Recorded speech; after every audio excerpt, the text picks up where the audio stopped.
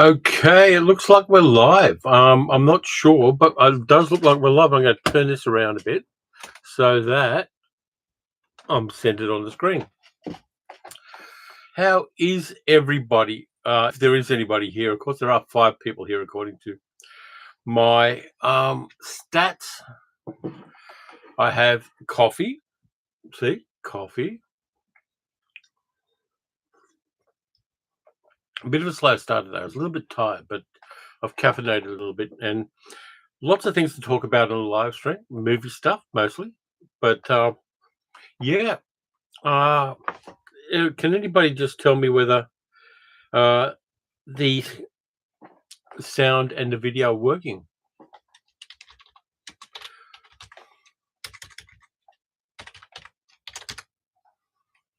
Because we had that one a few live streams ago where the audio wasn't working and I totally shat myself. Thanks, Tom. Appreciate that, mate. Yeah, it's a fairly cold morning here. But the good news is the skies are getting lighter when I start the live streams. So it does mean, hi, Dick, how you doing? Yeah, it does mean that the seasons are changing. Thank you, Rams. I appreciate that too. And FG, hi. Yeah, so lots of stuff to talk about. As some of you know, I've started doing Art House to August, where I'm watching 31. Carol says hi to. Hi. Yeah, I'm watching 31 Art House movies in the month of August. And to be honest with you, it's going well. It is going well. It's now where I am the 4th of August, and I've watched 4 movies so far. Hey, looks like I don't have a thumb. Yep. So, hi, Dealey. Yeah, so 4 movies so far. I've watched La Ventura, the Michelangelo Antonioni film, which blew me away. And I'll talk about that further in another video. I did watch 8.5, Fellini's 8.5, which I always love. I watched Eating Raoul, the Paul Bartel comedy, because not all art house films are serious. So I watched Eating Raoul, and I watched a 4th one, which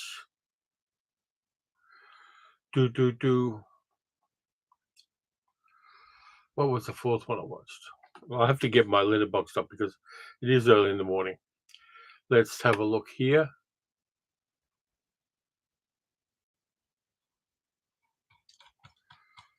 Scroll down endlessly because there are a lot of films this year.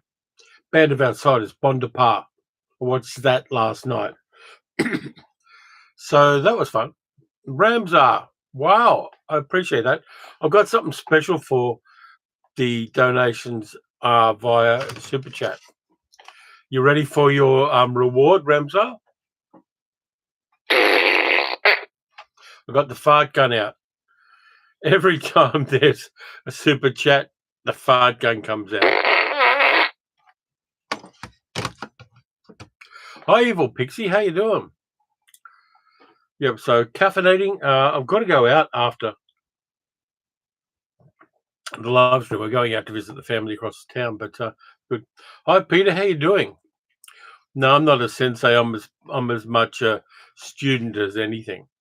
All I'm doing is sharing the love. But yeah, so I've seen 4 movies. Bon Depart I love, particularly a dance sequence. I wish I could dance like that. And La Ventura blew me away. We'll talk a little bit about La Ventura. If you haven't seen it, D-Lee says duck gun. Could be. La Ventura, the Antonioni film, taught me a lot about movies. At this late date, I'm learning stuff about movies.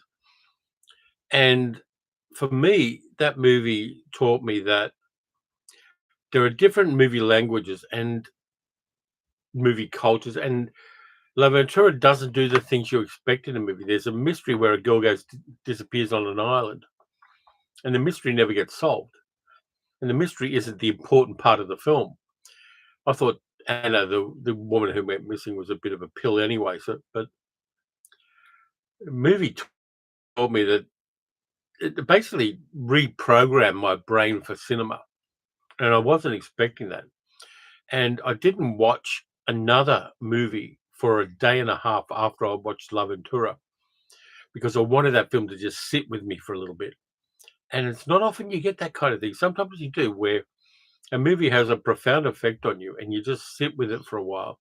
It's like the first time I saw Tokyo Story, and I sat with that one for 2 days and I didn't watch another movie because I just wanted to process that movie.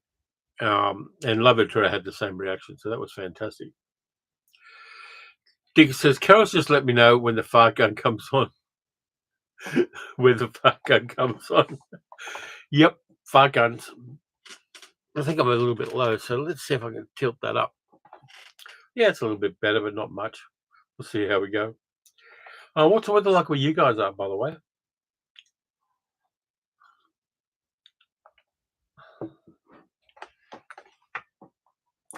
Yeah, I forgot about the fart gun because I've had the fart gun here in the man cave for years, and it's been sitting over there. And I just thought I'll bring out the fart gun. Beautiful design too. I love this fart gun. I think it's to do with a Minions movie or something like that. Might not be. Sunny and cool in Massachusetts, says FG. Okay, fair enough.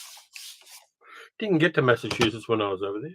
Got to New York City and I got to New Jersey, but I didn't get to Massachusetts.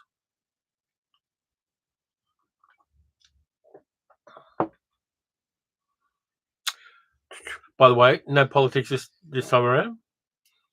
We're going to totally ignore the madness of King Donald and just have a good time. Too dark to tell here in Adelaide, Peter. Yeah, you can ask your smart speaker, mate. Nice weather in Connecticut, 80 degrees and low humidity. 80 degrees, what's that? About 200 Fahrenheit? William says, what's going on? What's going on, William, is I've got the fart gun. If I get a super chat, I shoot off the fart gun. That's all that's happened, really. D. Lee says, had the same reaction when I saw The Passion of Joan of Arc. Didn't watch another film for about a week afterwards. Yeah, I love the fact that movies can do that to us. That a really, really good film or a really, really different film can rewire your head, and you really do have to process it. I think that's a nice thing to have. And I don't know whether everybody has that reaction or not. But me as a cinephile, I mean, I'm going to put that tag on myself. I've got that ability for movies to just blow my brains out in the best possible way. And I love it when that happens. And it's not a predictable thing. You can't go around and look at your shelves and go, I'm going to watch that movie. It's going to blow my brains out. It doesn't happen like that. It happens unexpectedly. And it happens because you're in the right moment of your life for that to happen. It's like if you watch another Fellini movie, if you watch La Dolce Vita, I watch it every 2 or 3 years. And every time I'm a slightly different person because, of course, we do evolve over time, hopefully. And every time I watch La Dolce Vita, I see different things in it, and it affects me differently. And I love having films like that. I think this is going to be a great month for me with the art house films. I'm going to watch other films as well, but I promised myself I've got to watch 31 art house films, which means I've got 27 to go. I've already got the next few lined up, and they're pretty good. And I've got one that when I'm getting a little bit jaded, I can watch a particular art house film. It's going to be Black Orpheus. And that will reset things for me because it doesn't matter what you're doing. If you're watching 31 films or any particular type in a month, it's actually more difficult to do than you might think. Ramzar says 84 degrees Fahrenheit in overcast, humid West Los Angeles. Eating a mushroom pizza with coffee. Cool. Hi, Cold of Jay. How you doing? Yeah. William says someone recently reacted to Michael Mann's Insider. There are many Al Pacino being passionate movies, but The Insider may be Pacino's best. Lots to think about. Yeah, I can see that. Michael Mann, though, is just so good at sucking people in. Okay, we'll get on to the list because I've got a slight list here of things to talk about. The thumbnail I had, I think I've changed the thumbnail, but the thumbnail I had for the live stream was Pedro Pascal. Now, there's this thing going around about Pedro Pascal at the moment. Of course, he's playing Reed Richards in Fantastic Four First Steps. And on the red carpet, and there are many red carpets when you're doing this kind of movie, people were complaining because he was clinging to his co-star, Vanessa Kirby. And I found out why. And it's not what you think. He's not sleazing onto her. Pascal has an anxiety disorder, like a severe anxiety disorder in public places. Yeah, he can do a movie because a movie set is contained, even if it is a large movie set. But he has an anxiety disorder, and he grounds himself by holding on to someone. And I can understand that because just this week, and in fact, it was the same day I did one of my videos this week. For 6 o'clock in the morning, I had a profound, complex PTSD reaction. All the shit from my childhood came back to haunt me all at once. And it really messed up most of my day. I had no energy. I didn't want to do anything. I was profoundly sad. And it was just something monstrous. But I punched through later in the day and got the video done. And the video's done quite well. The videos that I struggle with are the ones that do quite well. So I'm going to give props to Pedro Pascal. He's become an A-list actor. He's becoming someone who can make movies land. But he is somebody who does have a very, very strong disorder. And all credit to him. And I will support people who are going through struggles. And it's yet another thing I like about Pedro Pascal. So I just thought I'd put that out there, that sometimes people are more complex, particularly people who have a high profile, are more complex than we expect, and are doing things tough in ways that we would never have anticipated. Hi, Doug. How you doing? Time Traveler says, I want to see a happy science fiction film. They're always so dark now. Yeah. I mean, dystopias I'm over dystopias. I really am. I think the fact that we lived through one, even just things like the pandemic, makes us less in love with the idea of dystopias. And yes, that's Star Trek, as William says, is utopian, or at the very least, an aspiration to utopia. And that's why it is so attractive to so many people.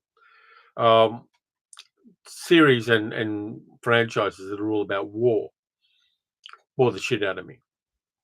And we all know the obvious one. But yeah, absolutely. Happy ones. Euler Greg, hi, how you doing? Time Traveler says the Trek films are dark. Some are, but Strange New Worlds, the new series, I'm a big fan of that. I like it a lot. I like the recasting of some of the characters, but I also like the heritage characters that are in it. It just works for me. Doug says, watch Cosmic Monsters and loved it. Yeah, it's a weird film with so much packed into it.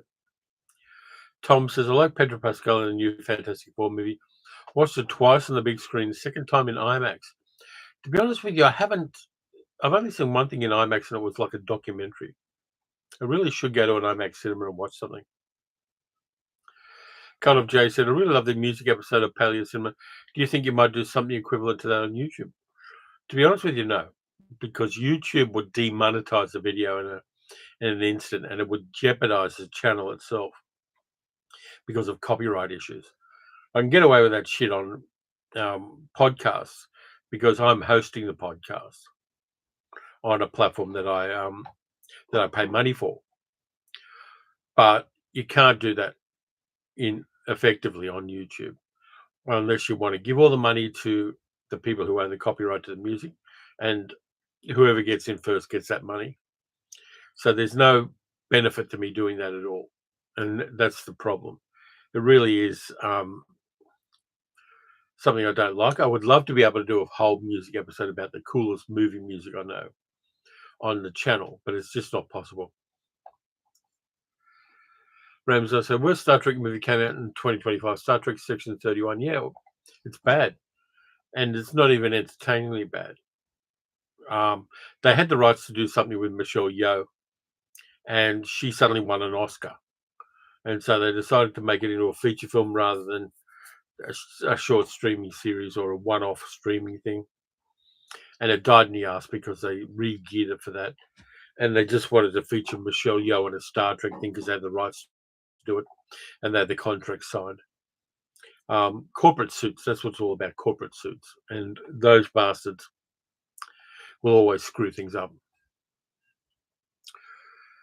Is there enough light on my face in this? Because I've got the lights tuned down a little bit because they shine in my eyes otherwise. Fans of Pedro Pascal call themselves Pedrophiles. Not a good choice, to be honest with you.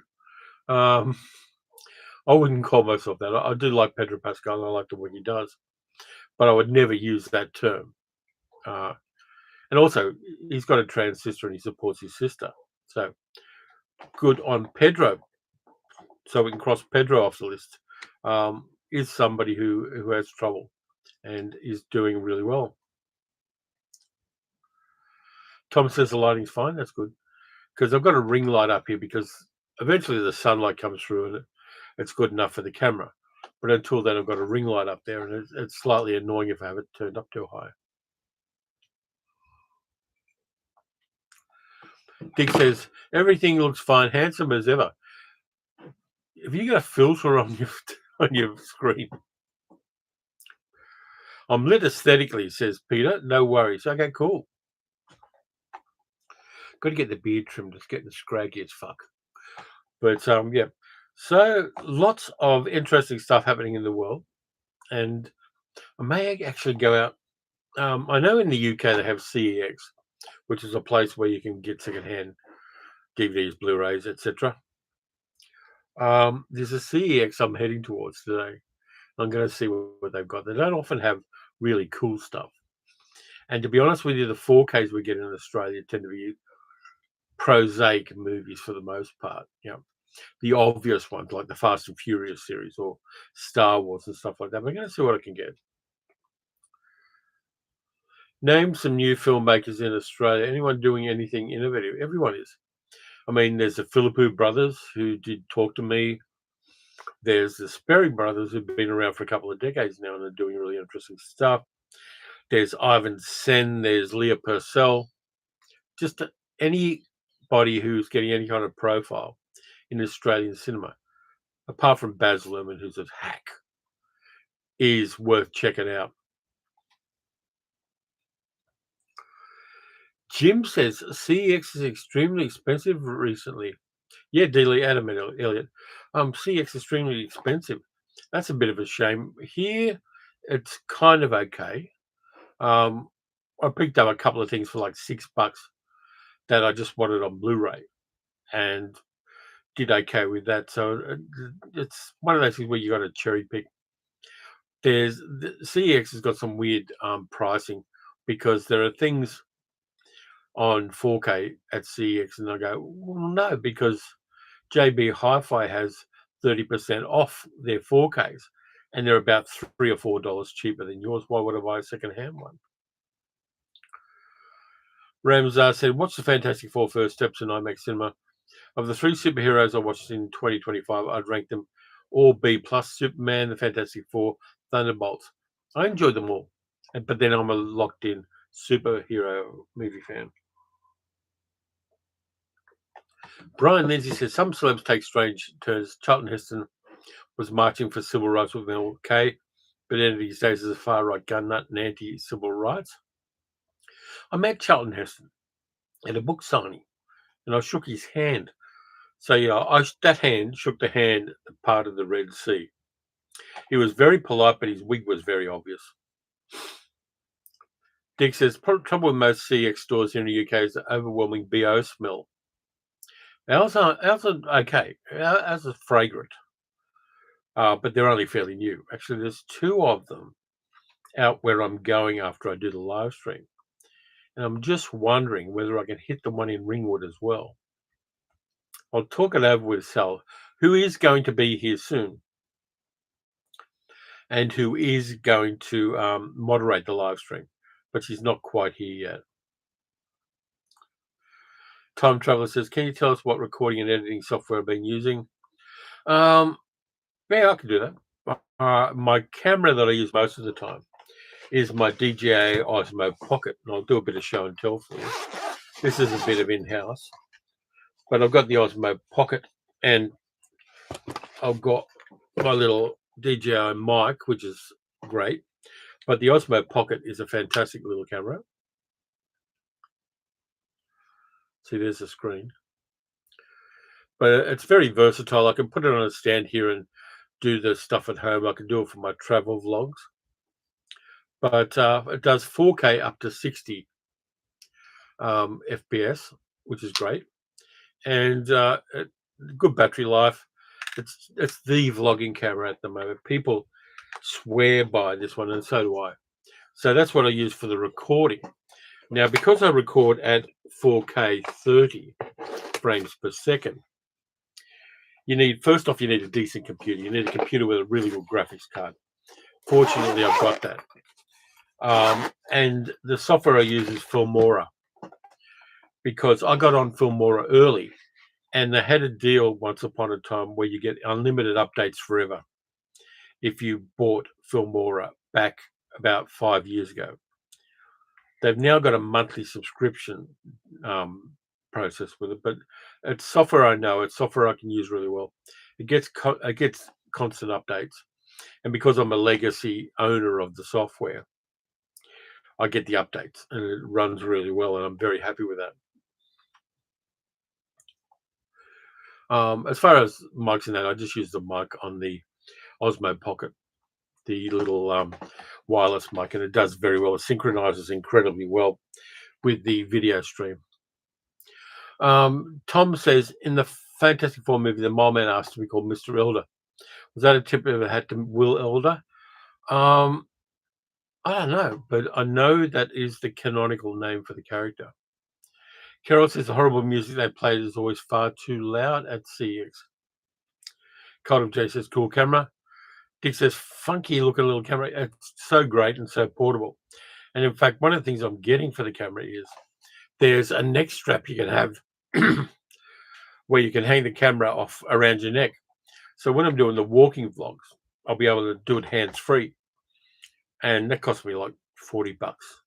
So I'm waiting for that to come through, and that's going to do things really well. So there is that.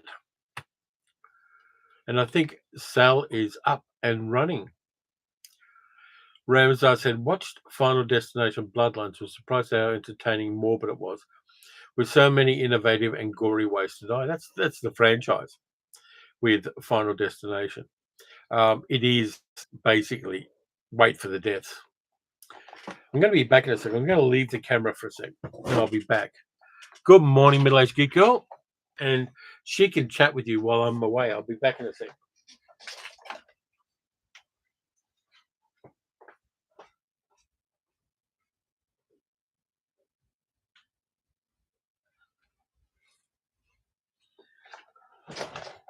Hello everyone, I've come to take over. It reminds me of those I think it's the Oscars when you have to have the seat fillers. So I'm Terry's seat filler, and I don't do this, so I don't know where I'm supposed to be looking. I'm assuming at the camera there. So how is everybody? I know we've been through this. I've just showered, that's why I'm looking wet. And run into the room. Good morning everybody. Well, this is hard. Terry has a hard job. So good morning, Time Traveler and Dick Powers and D. Lee and FG and Peter. Karagiris? Did I say that right? Anyway, he's back now, so I stop talking about what we were talking about. Don't tell him about the gossip, okay? Shh. Get out.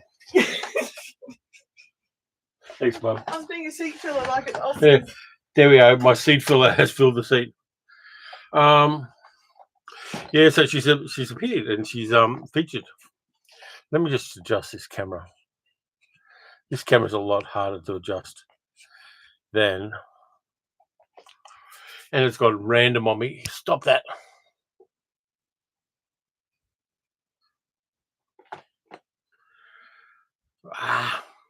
Let's see if it responds to gestures. I think that's going to be as good as it gets. Paul says, "Hi, Terry, watching from the UK. Found charity shops need to be the best place to find old films and TV series." Absolutely. Dick finds some incredible stuff, and that fucking camera, and puts it on his channel. Post a link to your channel, Dick, if you could, because you find the best stuff and find it for ridiculous prices. And that camera is going totally random on me.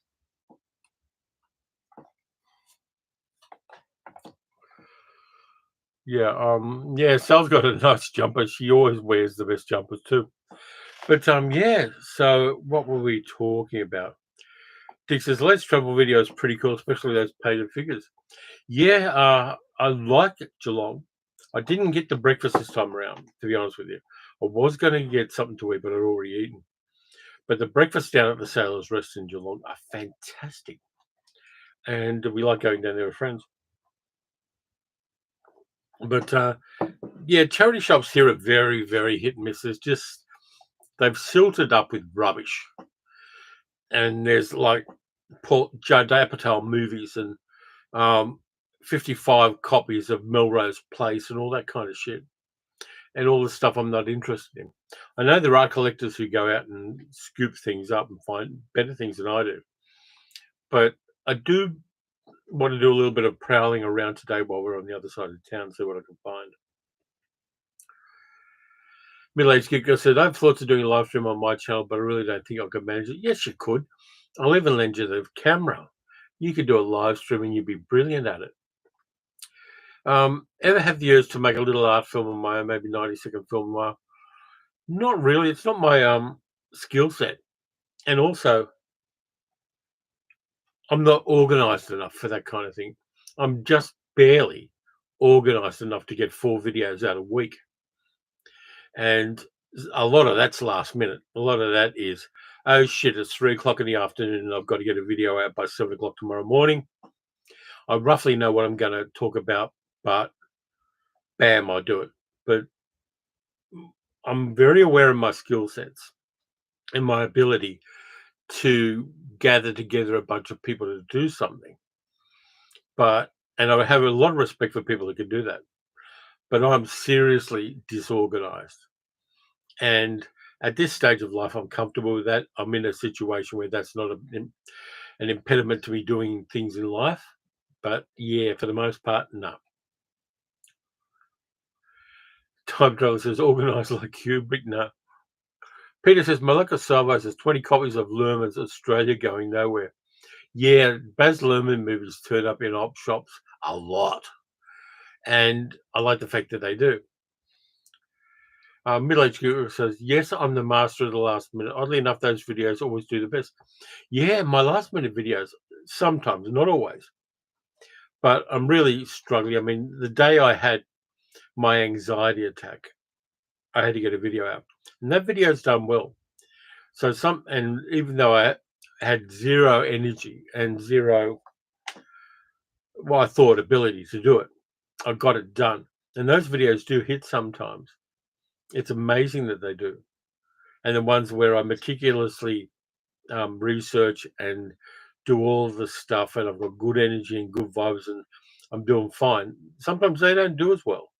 It's just a weird part of this business. There we go. If people want the link to Dick's channel, there it is. It's Dick's Powers 1763. Ramsar said, a man's got to know his limitations. I don't see them as limitations. I just see them as being different. I mean, I think if you start talking about limitations when you don't have a skill set, I don't think that's fair. I've got things that I can do that other people can't. I can throw a knife into a fence and make it hit 9 times out of 10. I can do all sorts of things like that. But it's a different skill set. And I have a lot of good skill sets I'm very comfortable with that I've learned a lot. There you go. Dick's Middle-Aged Geek Girls put the full URL for your channel there. Kubrick had Leon Vitali to do a lot of his organizing for him. See, if I had somebody to do my organizing for me, and Sal's not going to do it because she's got her own gigs and her own stuff to do, I could probably get stuff done.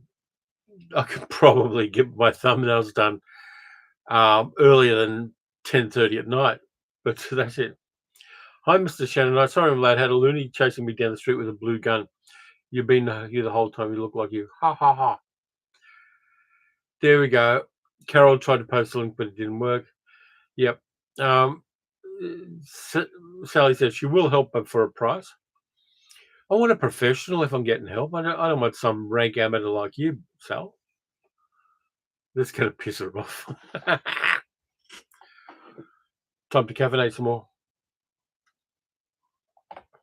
But yeah, what else we got? Has anybody been following this change we've got to James Bond? Because Amazon now have the rights to do James Bond movies, and they're going to be doing them. And they've got Denis Villeneuve to direct the next one, which I'm okay with. I like Denis Villeneuve as a director. I think he's got an incredible visual imagination. He's very good with genre stuff.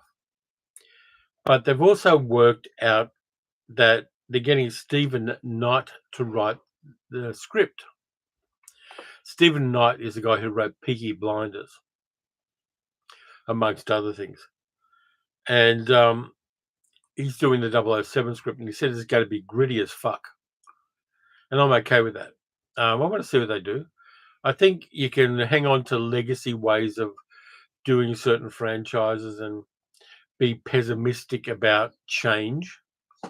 But I want to see what they do with James Bond. I want to see where they go with this. I want to see who they get. As long as they don't get some soppy rich guy lovey, like some received pronunciation wanker from Essex. I want them to get a working class James Bond, because all the best James Bonds have been working class actors. Daniel Craig, Sean Connery. You need to have a gritty working class actor, not some posh toff.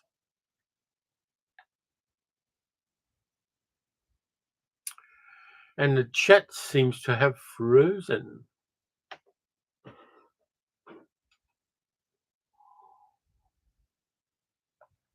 But yeah, I'm looking forward to seeing what Amazon, yes, it is Bezos, and we know he's an evil prick. But the fact that James Bond movies are being made by a James Bond villain is an irony that's not eluded me. Tom Science says Daniel Craig tough as nails, and he's such a flexible actor. I want to see Queer, the movie he made based on the William Burroughs novel. I haven't seen that yet, but I want to see it. I can see that this month because it's an art house film. Yeah, I'll add that to the list. Boomer Doug says, I'm pretty happy with Stephen Knight. His SAS Rogue Hero series is excellent. There you go. Carol said, we had a garage safari yard sale locally to us today. Richard found a few new films for 25p each. Geez, that's only like $55 Australian. Good haul. Yeah, I really should do some garage sales at some stage, but again, Saturday mornings I'm otherwise engaged usually. What I do want to do is there's a market, kind of like the Laverton market that I've been to on the other channel, down in Geelong on a Sunday. And I really should get my ducks lined up and go down there, because I'm fairly sure they've got someone selling secondhand media. Ramsar said, watch Made in England, the films of Powell and Pressburger again, but lots of pauses for research, various aspects. Superb. It is. I've seen that, and it is great. And I just anything that gives Powell and Pressburger some love is fantastic. There is a Powell and Pressburger box set that Imprint are bringing out, and I'm really hoping they send me a review copy of it, because it's got all the heavy hitters in it. Life and Death of Colonel Blimp and things like that. And they do say it's volume 1. So I'm expecting volume 2 to have really interesting stuff like I Know Where I'm Going and films like that in it. But volume 1's coming out from Imprint here in Australia. And I am so chuffed by that. I think it's about time things like that were recognised and acknowledged and loved a lot more than they are. I've got the movies, and other things. I've got Criterion edition of Colonel Blimp. I've got a Blu-ray of Thief of Baghdad, for instance. But a box set would be really, really sweet to have.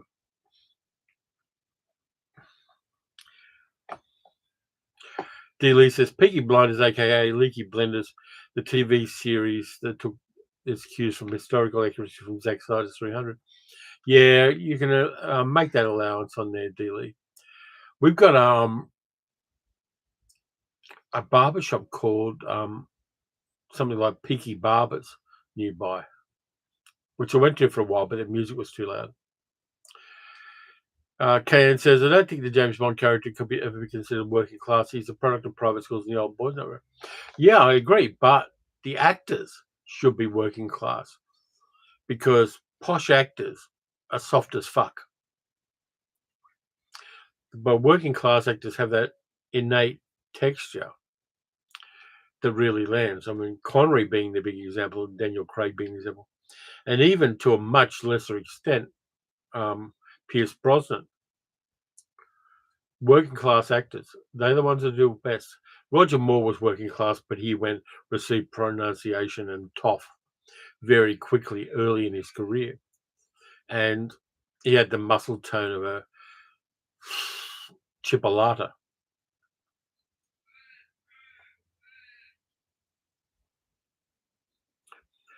But yeah, I mean, there is that bias of Ian Fleming as well, being a posh guy.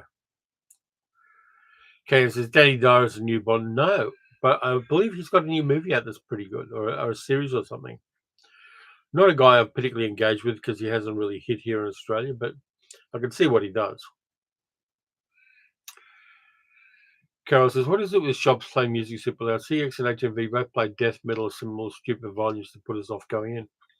The reason is that the staff there want it that. It's not actually a policy, but the staff want to play that music the way it is. Ramsey says, after the Powell Pressburger documentary, I purchased The Tales of Hoffman on Blu-ray. I've never watched it. Scorsese is so effusive about Powell and Pressburger, especially Powell. Tales of Hoffman's a great watch. If you haven't seen it, you really should.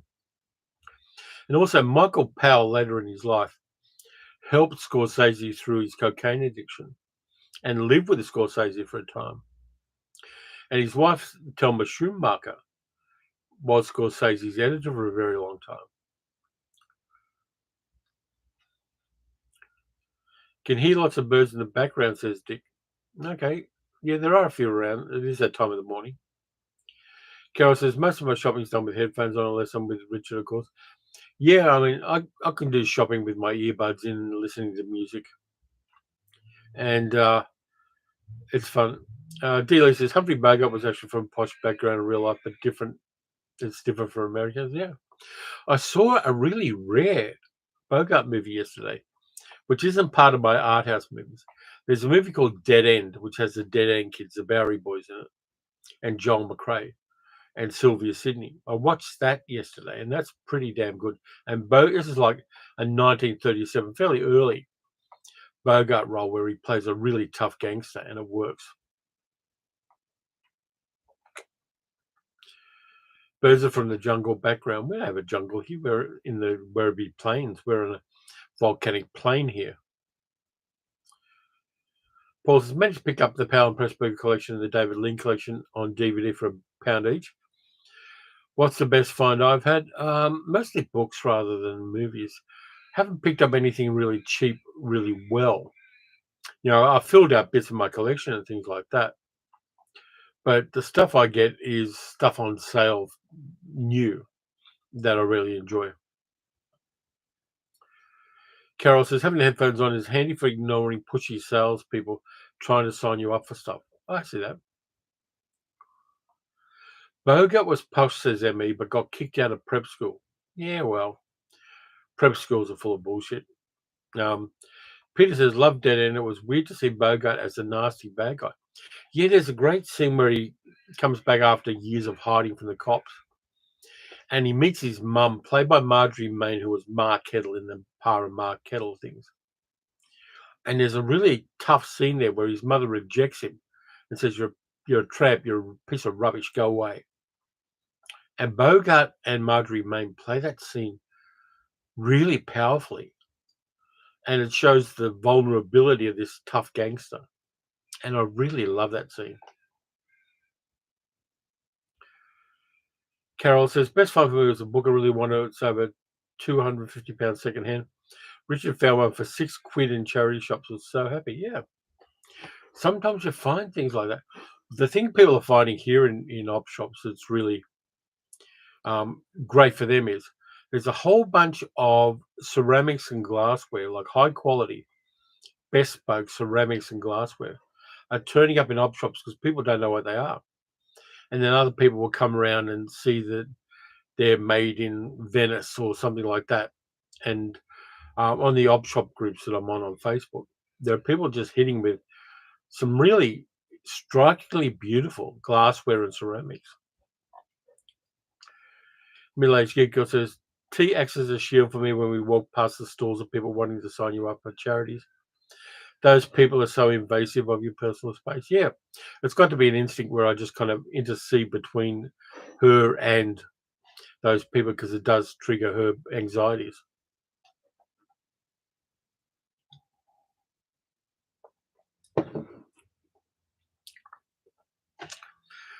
Let's see what else I've got on the list here because I do have a list. Richard Linklater's doing a new movie called Nouvelle Vague, which is about the making of Jean-Luc Godard's Breathless, with an actor playing John Paul Belmondo and an actress playing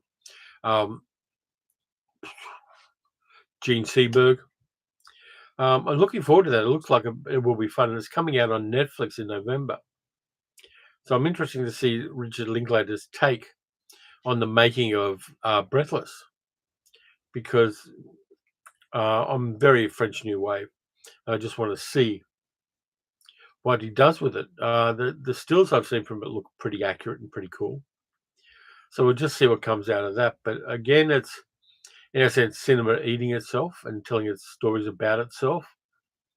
But in this case, I'll allow it. KN says, there's no one giving my bank details to some stranger on the street. Yeah, I see your point there, though banks are spending a lot of money to stop people getting ripped off these days. Not always successfully. In fact, I had a thing where I had a month's trial of a thumbnail generating thing. And they said, pay $1, you get the first month, then you could sign on for an ongoing contract if you want to. They took the money out of my bank account after I gave them the $1 US for the month's trial. And I cancelled it all immediately and told them off and tried to get them to give the money back, and they didn't. But my bank did. And it's now cancelled, fortunately. There's based in Abu Dhabi, which I'm not going to make any racist comments about that. But I think they're based in Abu Dhabi because the laws, the consumer protection laws, are very loose there.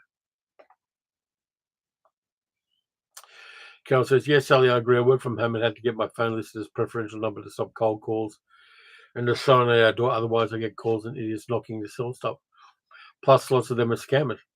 We get real estate agents knocking on our door. And I have no problem just telling them to piss off and lose our address, because they're trying to get us to sell our house. We live in it. We're not going to sell it. We're not going to get on the real estate ladder and end up with 15 rental properties so that other people can't afford to buy a home. They piss me off enormously. And they come to your door or they call my mobile number. Just so much spam with that stuff. And they're all local, but go away. If I want you, I will call you or I will go to your office. But just go the fuck away. And they usually do this stuff when I'm busy with other things, like I'm doing something for the channel and I'm in the zone of researching and writing notes and doing all those kind of things. And then some asshole in a suit knocks on the door and asks me if I want to sell a house or if I want to get an evaluation. They miff me. Yeah, Sally keeps telling me to say I'd take 2 million sight unseen for the house. You should put a sign on the door reading no peddlers. Well, we've got a sign on the door. It doesn't help. And the other one is people of a religious nature who think that walking around randomly and knocking on doors to get people to believe in their imaginary sky daddy.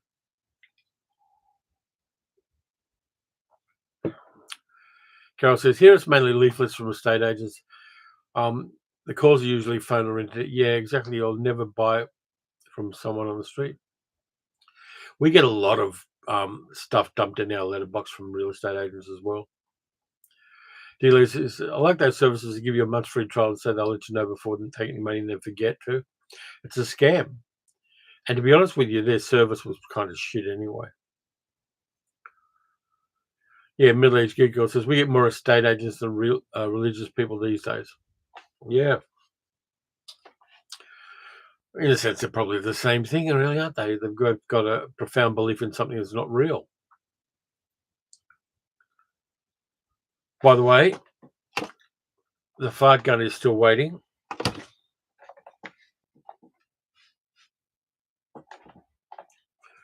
Feeling very snug in my Vegemite hat today.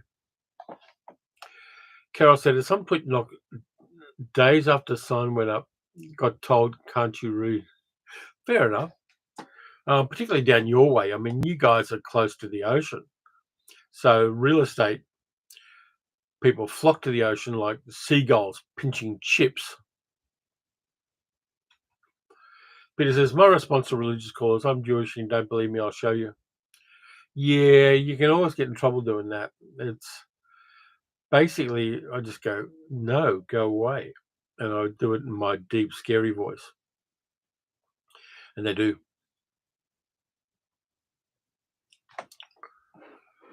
But yeah, we're drifted off. Yeah, so I'm looking forward to the Nouvelle Vague. Has anyone seen the trailer for The Toxic Avenger with Peter Dinklage, the remake of Toxic Avenger? There's a trailer for it, and it's hilarious, and I love it, and I want to see it. Carol says, Dover is the cheapest housing locally. Middle-aged good girl seen the trailer for Dinklage as the Toxic Avenger. I like the makeup too. The Toxic makeup is pretty damn good. But yeah, I'm looking forward to that because that's my kind of movie. Dumb cult film with lots of gore. I'm there. Ramsar said, watch Mr. Bates versus the Post Office, which is a 3-hour miniseries about the UK postal scandal with the Horizon software ruined so many lives. Yeah, I'm amazed that actually prevailed. We've had our own scandals with the government using an algorithm to convince itself that people were ripping off our dole system, and people committed suicide over that one too. Carol says, nope, didn't know they were remaking it. Yeah, Toxic movie with Dinklage. You got to check out the trailer after the live stream. It's hilarious. Middle-aged geek girl says, don't the terrifying people have a hand in Toxic? Yeah, they do. And it's going to be fun. Hi, Franny. How you doing up there?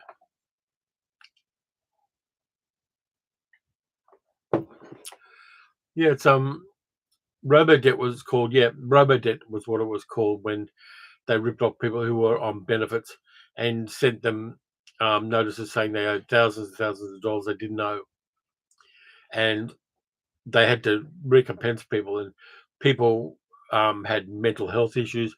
People committed suicide over, particularly young, vulnerable people. It was done under a conservative government, of course, but it was monstrous. Carol says she loved the Toxie cartoon series, Earworm of a Tune. Yeah. Friday says the Toxie trailer looks awesome. It is. And yeah, Dinklage's Toxie really works. And yeah, I'm there for that kind of thing. I'm waiting for the new Terrifier movie as well because I like the Terrifier movies.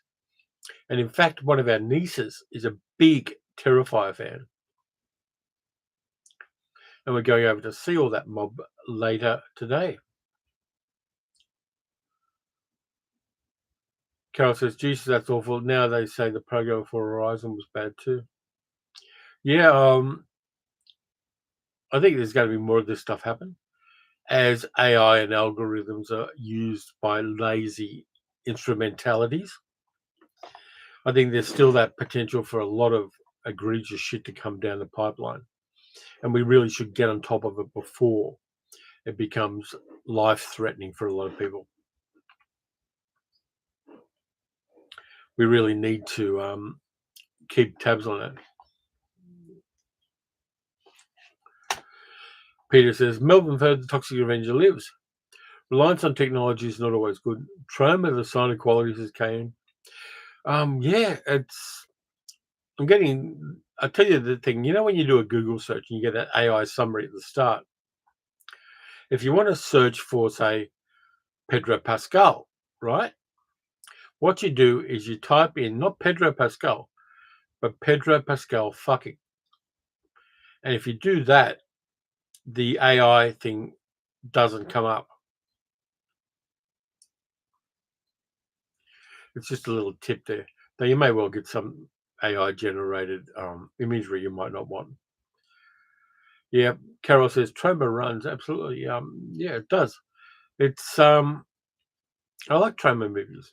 I like Romeo and Juliet, where you got Lemmy from Motorhead doing iambic pentameter. I mean, that's lightning in a bottle, that. But yeah, occasionally I use ChatGPT to try to work out title prompts, and then I'll look at 20 things that ChatGPT comes up with, and I don't like any of them, but it kind of, my mind comes up with an alternative that's much better.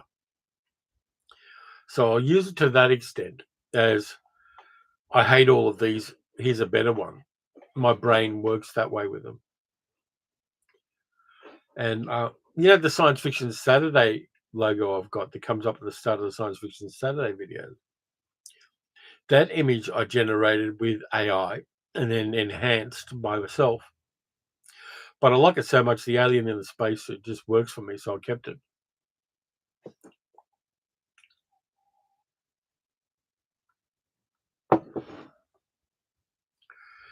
D. Lee says, don't do that Pedro Pascal search on your work computer. Yeah, don't. Middle-aged Giggle says, ChatGPT is good for writing lists on Etsy because of my skills in making the product. It's making the product, not the wording list. Yeah, I mean, text-based stuff I can understand to a certain extent. But again, it's just another tool that's available to us. Problem is that big companies are pushing, you must use this tool. This tool will make things better and easier. No, it will make it blander and quicker, but it won't make it better and more interesting. Because large language models don't have any creativity and never will, probably.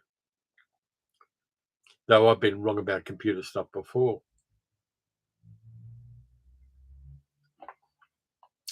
I wrote an essay once. Back in the Usenet days, remember when you had dial-up modems and Usenet was where you got stuff and communicated with people? And I was in a Usenet group, and it took forever for an image to download in those days. And I was in a Usenet group, and I clicked on an image to download it, and it was mislabeled, and it turned out to be abuse material. And I had an instant visceral reaction to it. I got nauseated instantly with that image. And I wrote an essay about it saying, we probably can't do anything about this. It's probably always going to be a part of the internet. And I was dead wrong. But I remember that image and how profoundly nauseating it was to me. And ever since then, I've been very wary about certain things. Science Fiction Saturday Jazz Alien, it looks like a cool customer. Yeah, I love that image. And with the music and the special effects I put around the image, I think it's a combination of an artificially generated image with lots of enhancements by me. Middle-aged Giggle says the Trump AI in the end of the recent South Park episode was scarily realistic. Yeah, they actually had a guy in there to be the model for it, and then they AI enhanced it and did all of the stuff with it and trained the model on Trump to superimpose over the guy. And I think they used a hot dog or something. But yeah, internet stuff is still weird and still, full of cowboys and scammers and things like that. And we don't want that. We want, the internet ideally for us is the equivalent of a really cool cafe with great music, not at a high level, terrific food, terrific coffee, terrific drinks, terrific company. And there are two or three really smart people you can ask questions of. That's the ideal internet for me, is like a 50-acre cafe full of interesting things to go and take a look at, and interesting people to ask questions of, and interesting people to have a chat with. That's my cozy internet. I know a lot of people use it for work, and I understand that. But fortunately, the work I have now, being the channels, I can create that environment for myself and for the people who like my stuff, where it is a kind of cool cafe to hang out at, and it is a lot of fun, and it is quite groovy just to do that. I mean, in a sense, at its best, the internet is creating a cultural utopia, and a lot of the things we filter out and a lot of the things we block are things that interfere with that utopia. Frank says, got to watch Valerie's Week of Wonders a couple of friends a few weeks ago, still processing that one. I've heard about it, but I don't know much about it, Franny. Give me a moment to just click on it. I've got a new wireless mouse, and I've got to remember that the way it saves battery life and it recharges via battery is the cursor freezes. And I've got to click on the cursor. I've got to click on the button once to make it reactivate. I've got that posted in a link now, Franny, so I will check it out. Thank you.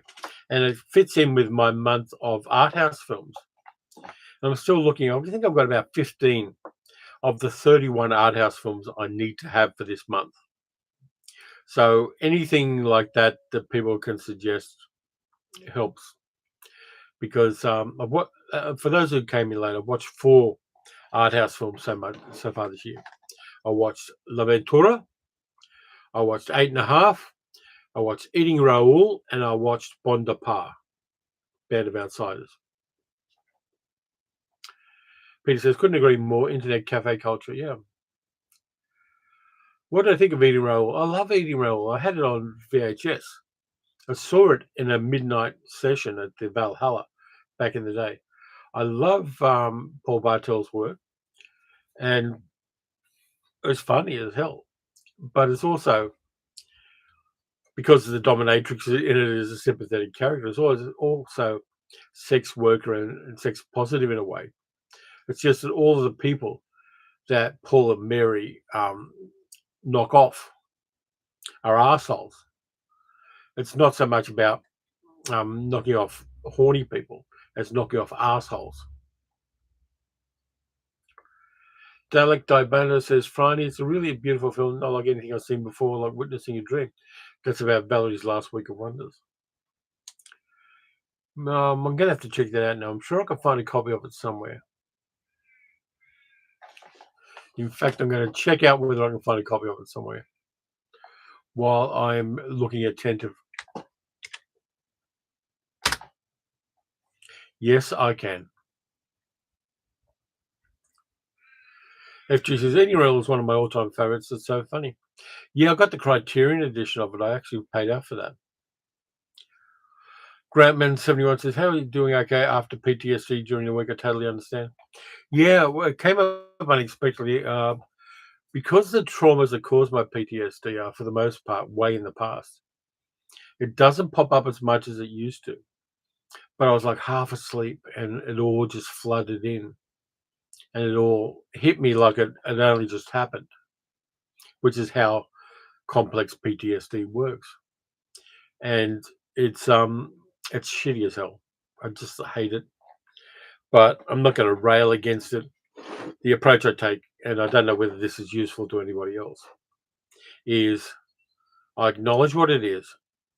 I do what I can to handle the symptoms as they are now, but I don't re-prosecute the trauma. And I've talked it over with my psychologist, and that's my best approach, is to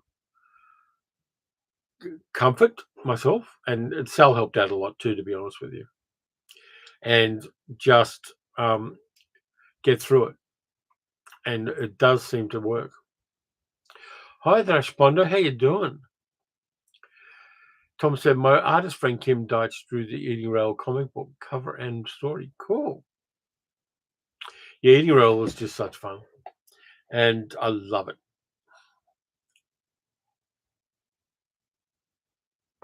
It's a shame Paul Bartel died so early.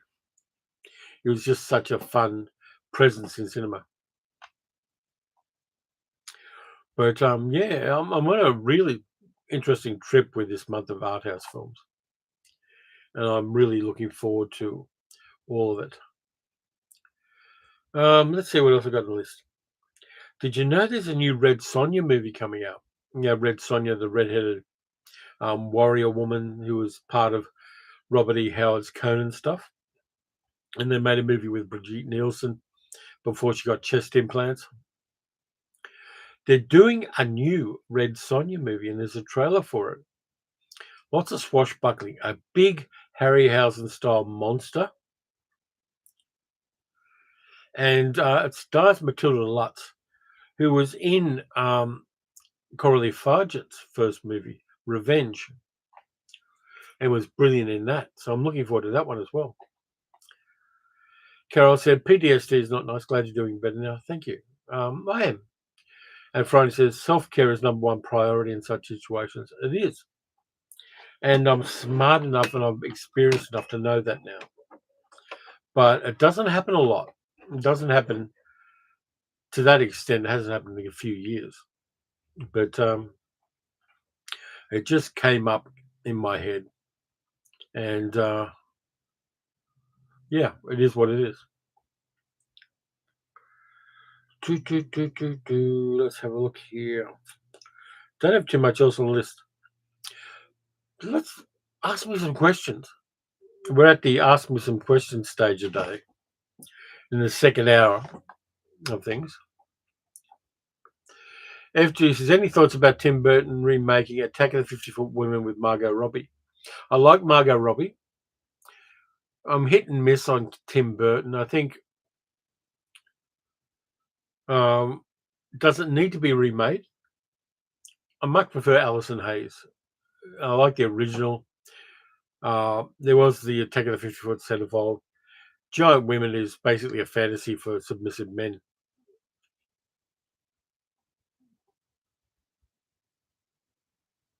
But yeah, meh is probably my reaction to that Tim Burton remake. Franny says, didn't realize the other week the buckle in swashbuckling is a reference to a buckler shield. Yeah, it was. Fresh Butter says, Mary Warrenov and Robert Beltram also worked together in Night of the Comet. My favorite post-apocalyptic Christmas film. Yeah, they're also in Mary Warrenov and Paul Bartel are in Get Crazy as well. Alan Arkush's fabulous concert film with Malcolm McDowell playing a Mick Jagger character. And I love Get Crazy. It's my favorite New Year's Eve movie.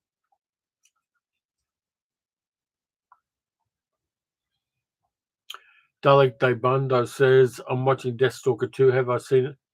I saw it a while ago, but I haven't seen it recently. Tom Stein says, Get Crazy is wild. It is.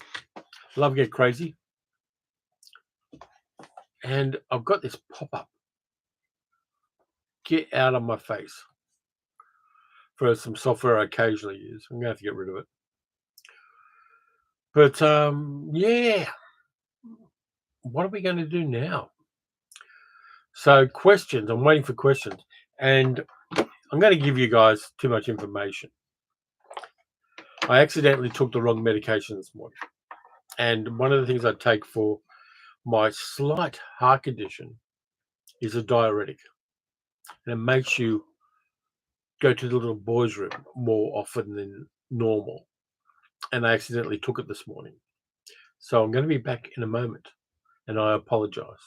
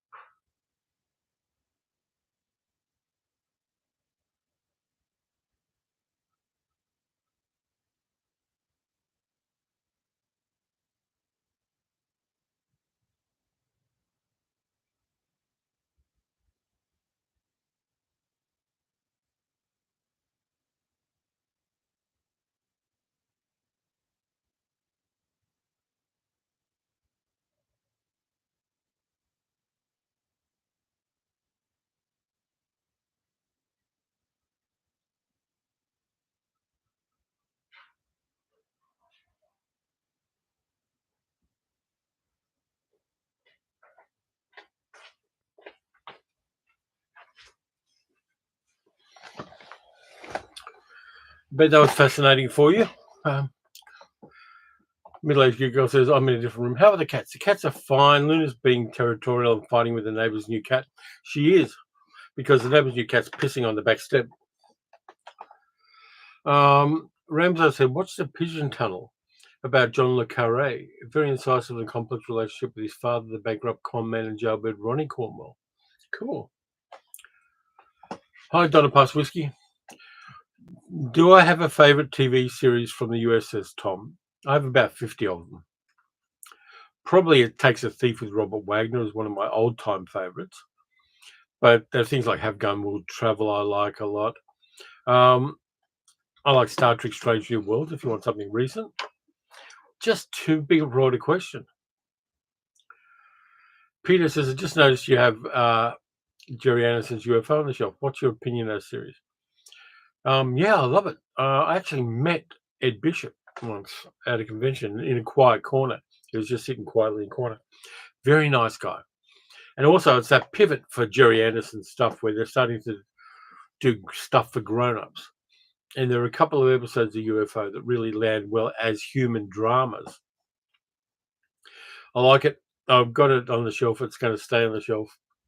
It's worthwhile, and it's worth rewatching. And I love the special effects work and the model work and all that kind of stuff. Ramsay says, all my problems are behind you now. No, they've been in front of me. Franny says, UFO was awesome. Slow but brilliant. Shame that season 2 was canned. Yeah. I think it's a series that just worked, and it brought enough weirdness. And the production design, the set design, the jumpsuits were a little bit of a thirst trap, but that's okay. And Benedict Cumberbatch's mum's in it as well.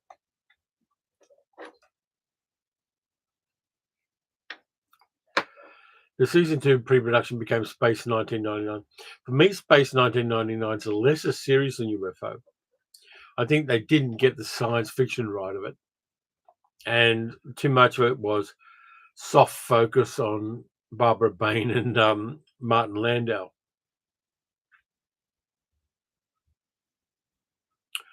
Project UFO stars the gorgeous Gabrielle Drake. Worth watching just for her, says Tom.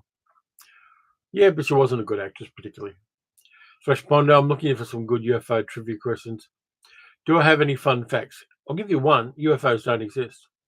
There's just stuff we don't know about.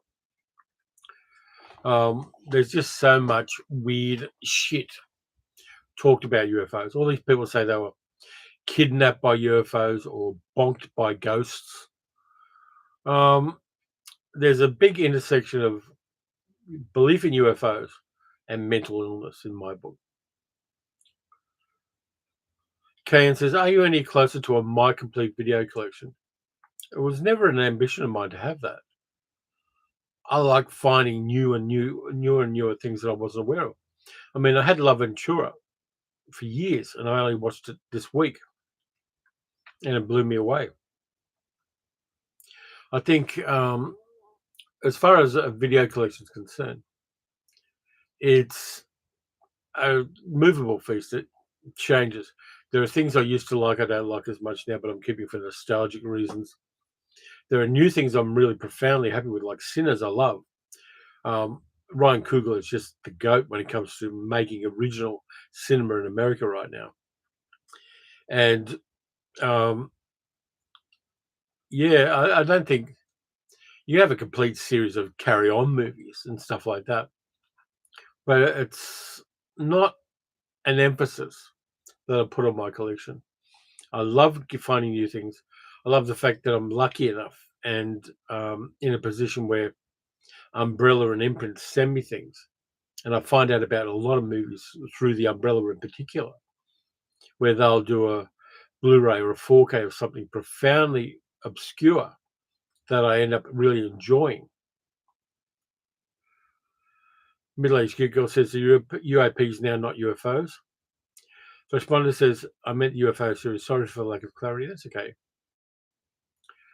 I know that Ed Bishop kept the wig he wore in UFO and took it around to conventions.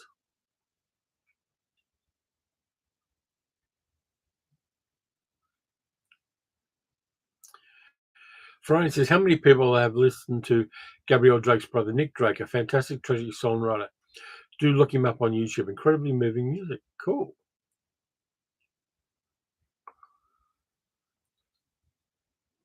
But yeah, I mean the movie collection. I'm still awed by the fact that I have a movie collection because in my youth you couldn't effectively collect movies unless you were a millionaire. And then VHS came along, and of course we had all the other iterations of physical media. But the fact, I mean, 20-year-old me will go in my back room where all the movies are, be totally blown away by the fact that I could own movies on physical things and play them and watch them.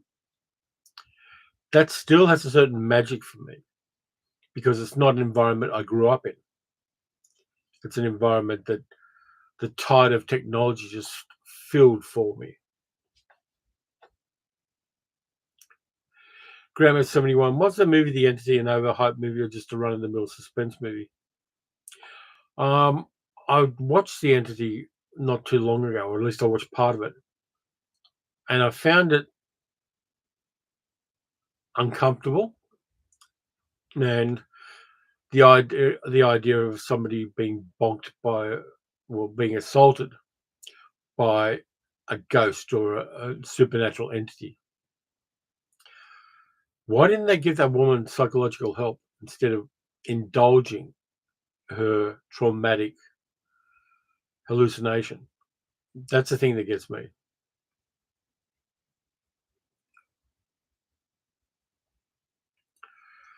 Double or triple header at the theaters next week. Naked Gun, The Bad Guys 2 together. No IMAX.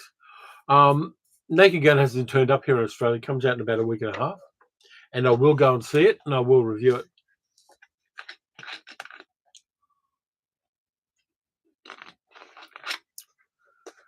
Middle-aged good girl says it was all fake. Yep.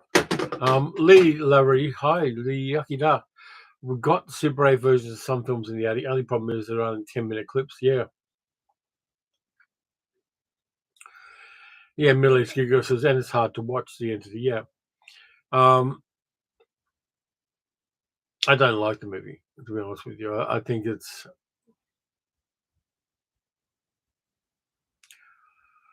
hard to say a movie's unnecessary, but I think it's exploitative in all the wrong ways. There are exploitation movies I love, and then there are movies like that.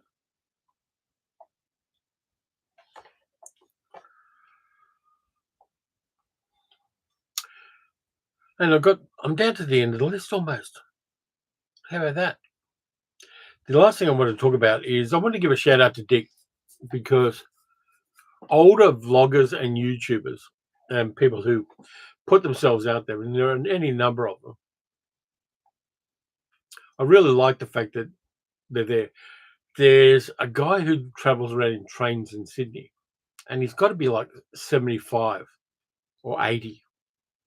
and he just does travel vlogs about going to places on the train and having a cup of coffee and a sandwich with his wife and then going home again.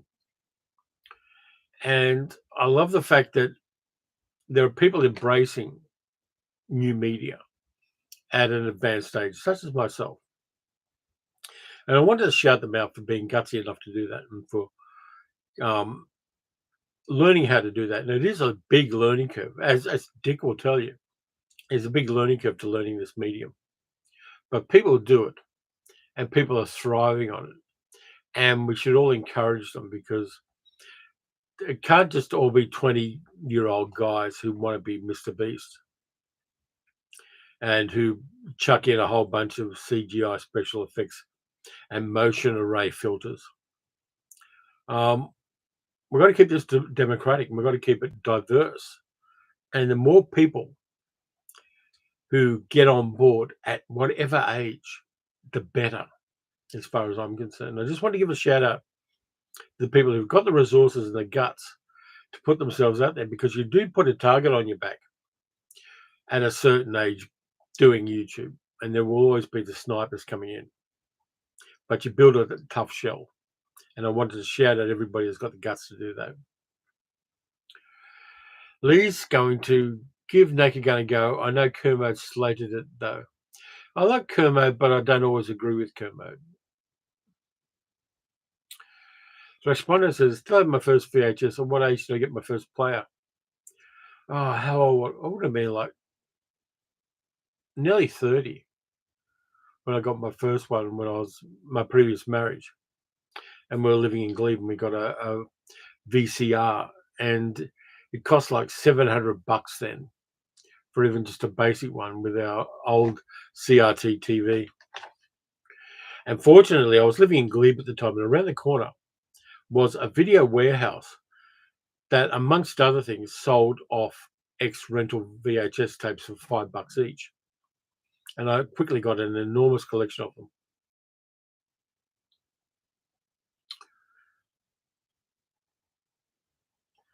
Doug Dabano says, Kermode isn't the reviewer he used to be. I like Kermode, but I like Kermode best when he's playing off somebody else. There was a recent thing he did at a festival where he's playing off a younger movie reviewer, and the magic's there. But he said, there isn't such classics, but I'm going to go with an open mind. Yeah, I want to see Naked Gun. So Responder says, thank you. My pleasure.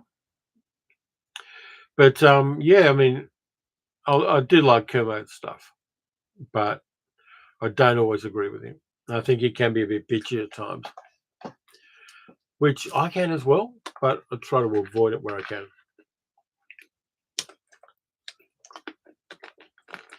Peter says, there are several disabled soldiers veterans who are on YouTube and all say that it's changed their life. Great. I know there are a whole bunch of, there is a right-wing ex-SAS component on YouTube. And there are some really nasty pricks on that one who have actually threatened people who disagree with it. But there are, if it's helping out soldiers and veterans who are on YouTube and they're using it as a part of the healing process, I'm there for that. Middle-aged Geek Girl says, what movie best describes our relationship? None of them do, because we're unique. Dick says, yeah, it's been quite a learning curve doing the channel and videos, but with the kind of advice and support from people like yourself, it's been a fun adventure. Just do you. Really learn and grow with it, because it is a fascinating thing to do. And making connections across the planet is still a mind-blowing thing for me. D. says, I prefer the Police Squad TV series to the films because I remember the late 60s cop shows that was spoofing and it hit them perfectly. Yeah.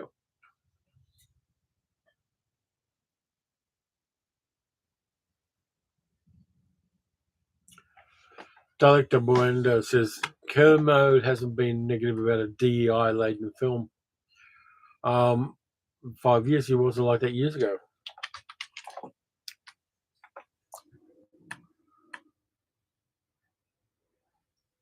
I don't like the emphasis you're putting on that dialecto bando, to be honest with you.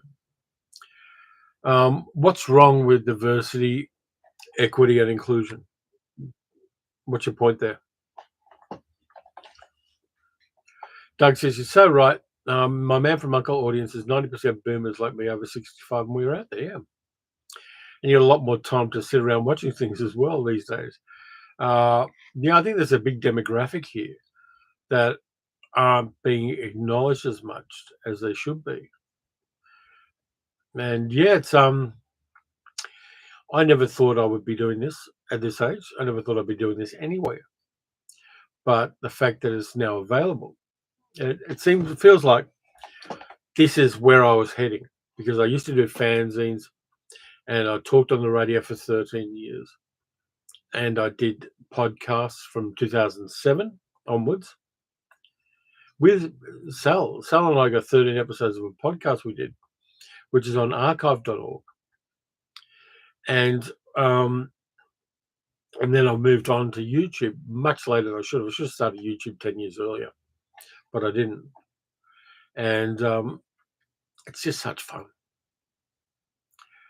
Rams, I said, I got my first VHS player in 1985 and soon thereafter my first adult film on VHS. Between 1985 and 2000, I purchased about 1,100 VHS movies, which I eventually donated to charity in 2006. Yeah, I got rid of a lot of mine and donated them because they were taking up too much space, and then DVDs came in. And I kind of phased over to DVDs and then, of course, Blu-rays and 4Ks. And yeah, I like physical media, as we all know. And I like the fact that I'm going to have it. But I acknowledge space considerations are a big consideration. Don't like that answer. Says, reflection on Kermo's insincerity to keep his job, nothing else. I don't know that's true. I think Kermo has such a reputation in the industry that he'd keep his job anyway. There's nothing negative about diversity, equity, and inclusion. It's where we should be heading as a culture and as a planet. And I'm there for trans movies. I'm there for LGBTQIA plus movies in general. I'm there for every kind of movie that's inclusive. I want to hear other people's stories. I don't just want to hear white guy stories. I want to hear stories from everywhere.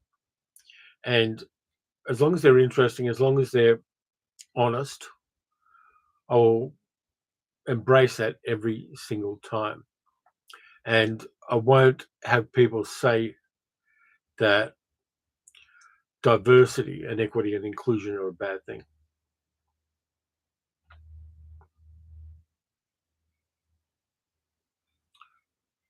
That just dulled things off, didn't it?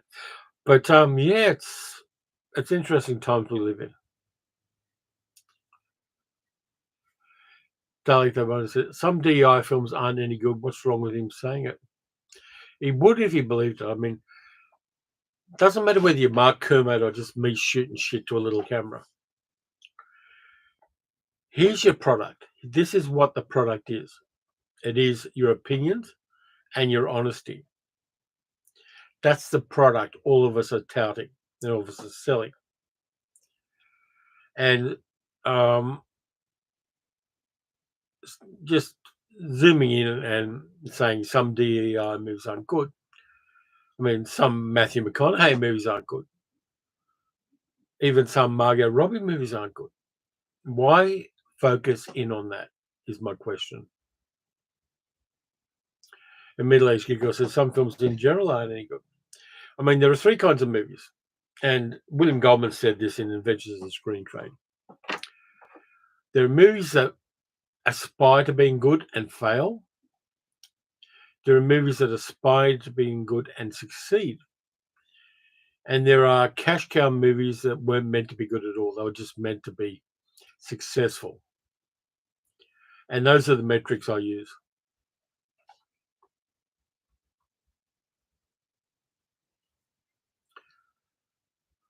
Tom says it's painting with a wide brush to condemn these movies. Yeah, I see your point there, absolutely. But for me, one thing I don't try to do with movies or anything else is punch downward. And in current culture in the United States, in the UK, and in other places, people of non-binary sexuality or non-traditional sexuality or non-traditional genders are in a fragile state, and they are endangered by the actions of groups of people and governments. And I will be an ally because I have been since the 1980s, and I will always call out punching downwards.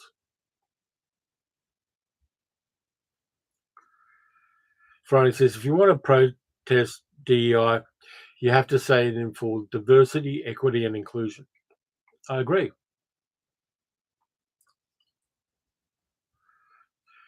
Dalek Banda, you don't have any evidence for Kermode's motives. Friday says, likewise, if you want to complain about political correctness, you have to replace that phrase with treating people with respect. Absolutely, Friday.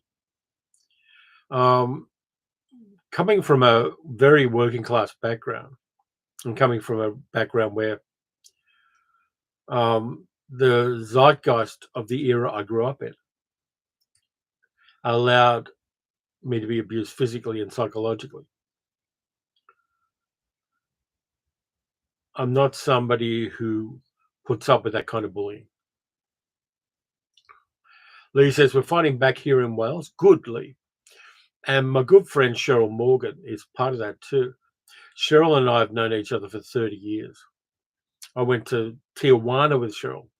We had a shared birthday party, and she is very big in the Welsh trans support network.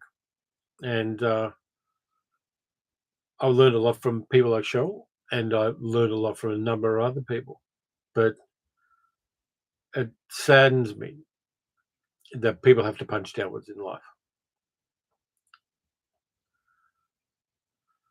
Dick says, had William Goldman's book years ago and need to find another copy of it to give it a reread. Absolutely, Dick, it's fantastic.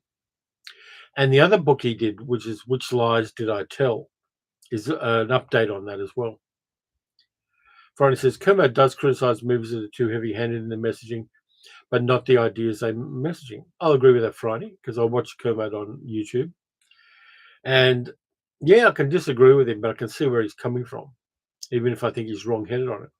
It's like going further back. I've got a whole bunch of the books of essays by Pauline Kael. And I disagree with Pauline Kael as much as I agree with her. But I respect her approach on things and where she's coming from.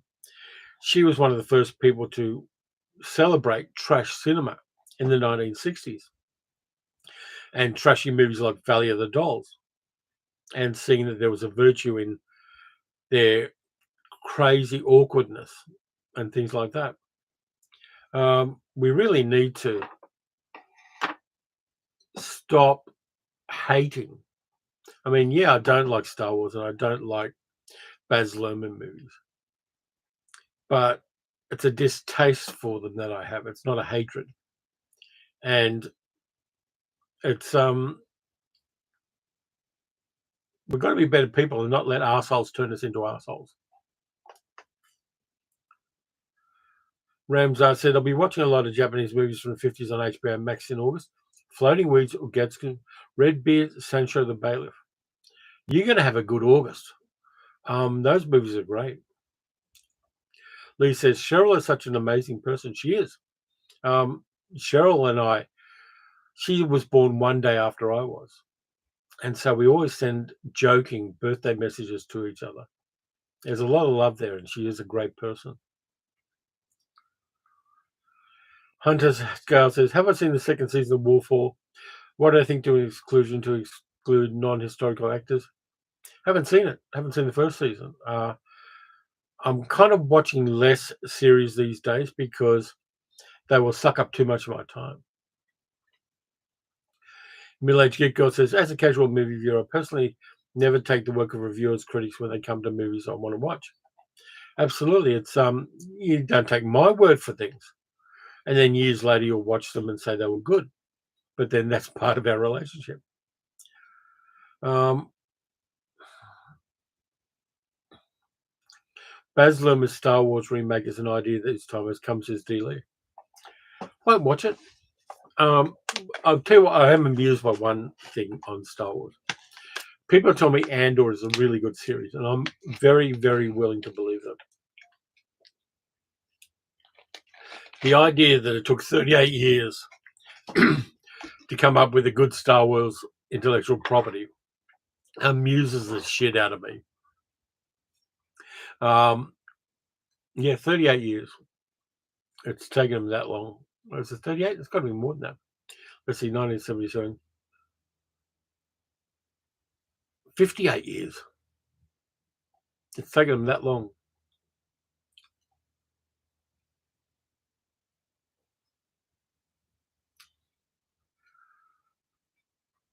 Patrick says, it's scary to me how much today echoes the conflict of the early 70s, anti-Vietnam peace movement.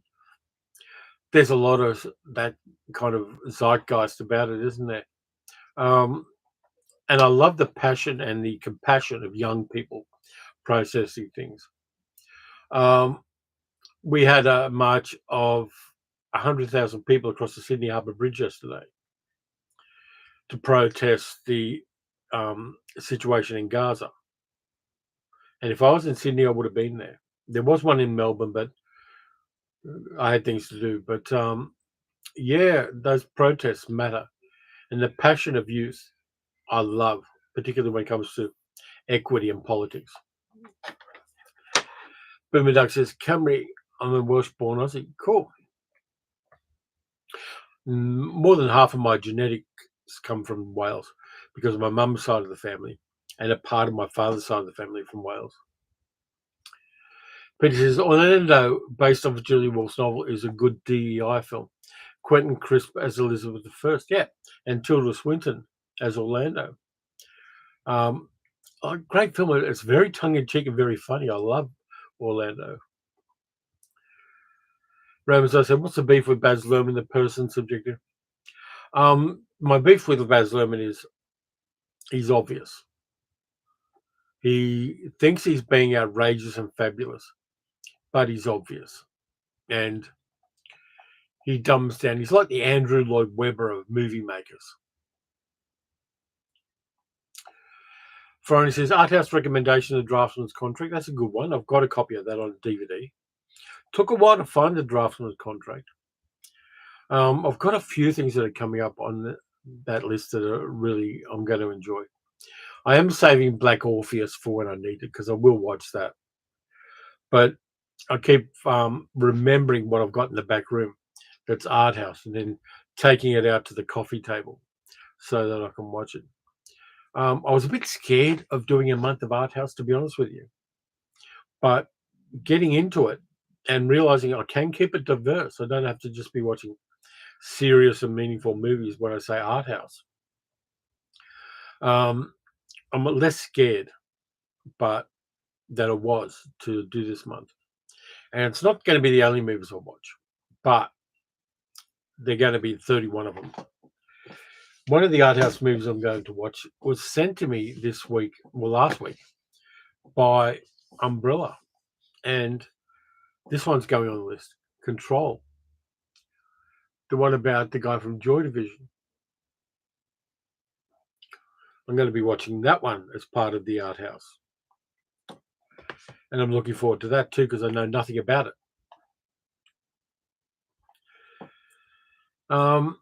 Tom says, have I seen Black Narcissus? Yeah, I've got Black Narcissus on Blu-ray. Fantastic film. And there's just such a repressed sexual tension in that film.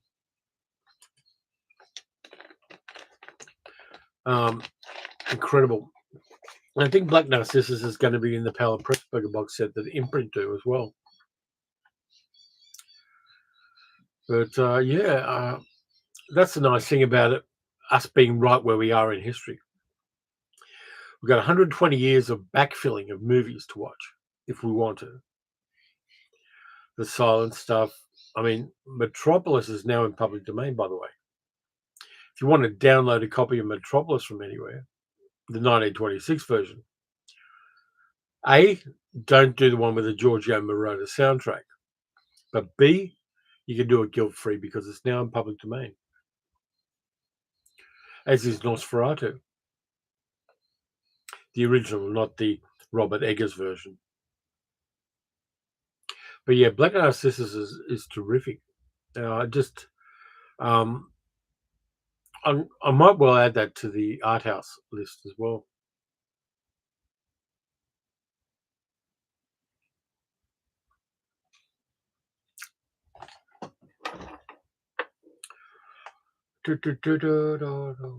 Any movies that people are looking forward to? Because I'm aware of the nostalgia trap, and I'm as susceptible to it as anybody is. But is there anything new that you're looking forward to watching? Because I mean, I'm looking forward to the Naked Gun movie because a meathead movie like that, I'm going to enjoy the shit out of. And Liam Neeson is great because he's just in that Leslie Nielsen position in his career right now. And yes, I know that he did ruin one of my travel vlog videos because I was doing a car stunt on Altona Pier, and I couldn't do a video on Altona Pier for a couple of weeks because of Liam Neeson. Lee says there might be a shake-up next year in the Senate. I hope so. Because Dalek Wonder said, looking forward to Alien Earth. I might watch it, but I'm not enthused about it. But, yeah, fair enough. Okay, and says, if only Rowan Atkinson was younger, he was a spinning image for Ian Curtis. Though it would be essentially be Mr. Bean fronty Joy Division. Yeah. And Middle Age Gigo says Liam Neeson's, which is a Key and Peele reference. Yeah, I'm looking forward to Control. There's a couple of things I'm looking forward to. Got sent a great batch of movies from Umbrella, but I'm saving that for Wednesday's video. Billy Doug says Zabriskie Point is an art house movie I love, but didn't really understand with Rod Taylor.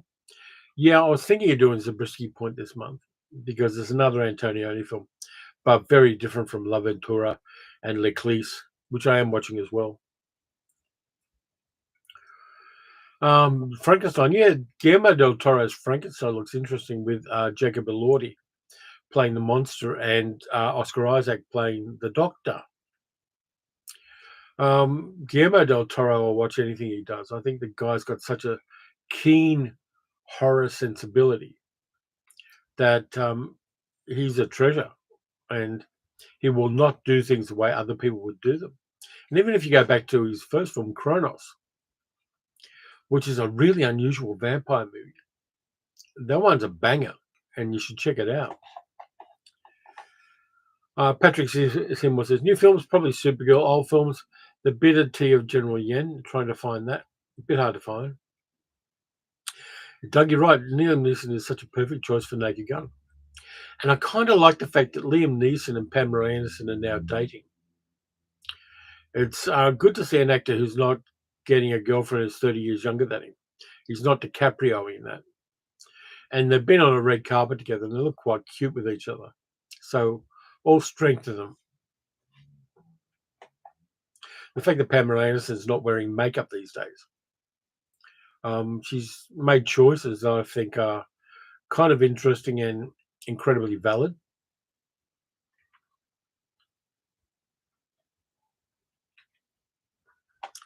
Still time for super chats. I do have the fart gun here, primed and ready to go. Fresh batteries in it.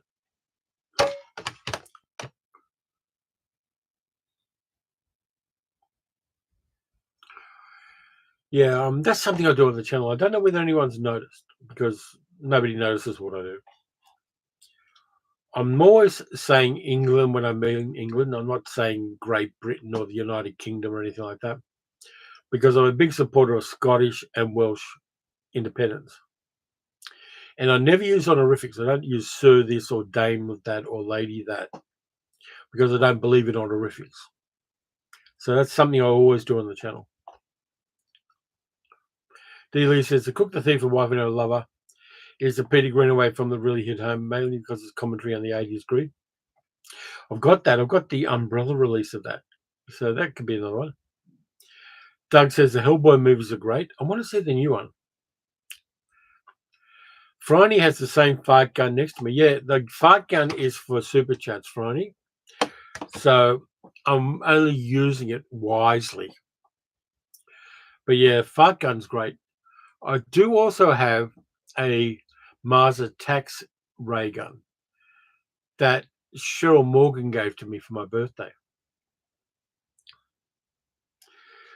But yeah, this is such a nice live stream. I like where it's going. I like everybody's contribution, even when I disagree with them. I like the contributions on this one, and I'm going to keep doing them every fortnight because they are just fun, and they also keep me active mentally. There's more intellectual oomph to doing a live stream for 2 hours than people might suspect. It is a challenge. And at this stage, I like challenges as long as I'm the one who sets the challenge. Like when I walked from Werribee to Melbourne, and it was, what was it, 58 kilometres in 9 stretches. I love challenges these days. And I think that's where I'm going with things. And I've got to work out my next couple of walks because they're just such fun to do. Patrick, $1.99 US. You got to hear that gun. And I'll give you a sideways one as well, Patrick. Thank you. The fart gun is marvelous. The fart gun rules. Why did I say gun? Tom was a Mars Attacks kid back when the trading cards came out in 1962. The trading cards are great. I love them. The goriness of them is fantastic. Friday says, biggest regret on film merchandise I didn't buy. Mine is not buying the talking ender mode. That would have been interesting. Really a lot of fun. I've got a broken Zuni fetish doll from Trilogy of Terror here, which I have to repair. The neck and various bits of it are broken, but I should work on that soon. Ramsar says, don't know about Australia, but over here in LA, we get old movies in theatres to watch The Fall, 2006, last October. Must be seen on large screen. In August, we're getting Shin Godzilla. We do get them occasionally. I go to the Astor and I saw Looking for Mr. Goodbar most recently at the Astor, and the whole audience was silent at the end of the film. It was just like, oh, obviously for the violent scene at the end of the film. But that was great fun. Found a copy in a charity shop recently. Cool. What do you mean again, middle-aged good girl? I'm not sure of the context of this. What about the Spinal Tap sequel? I don't mind the Spinal Tap sequel. I think these guys have got their heads screwed on right. And it looks really fun, even though it's got Paul McCartney in it. And yeah, I'm there for a Spinal Tap sequel.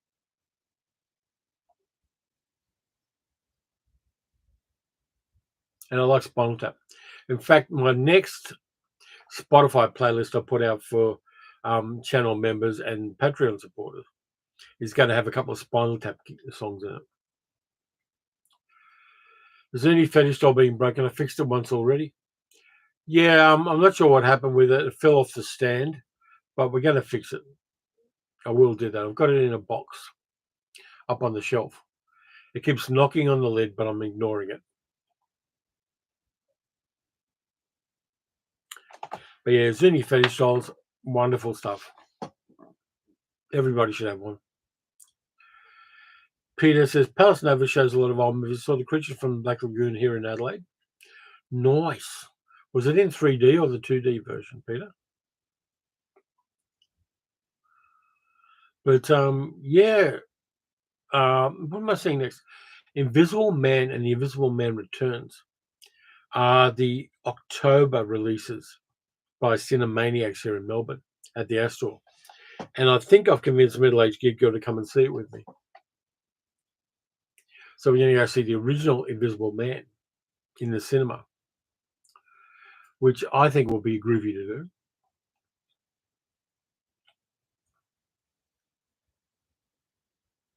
And there are a couple more at the end of the year.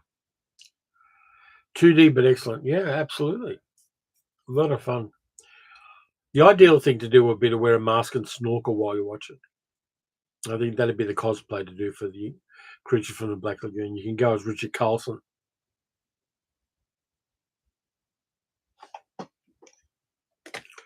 Getting a bit parched here.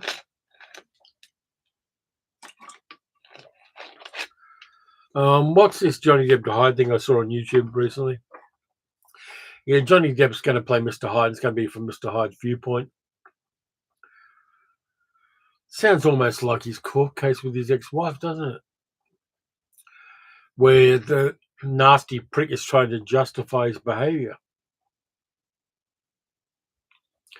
I think in a really messed up sense, that's dreamcasting.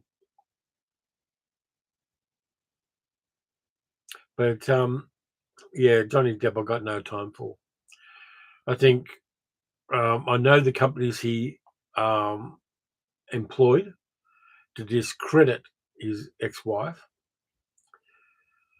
are basically companies set up to discredit ex-wives.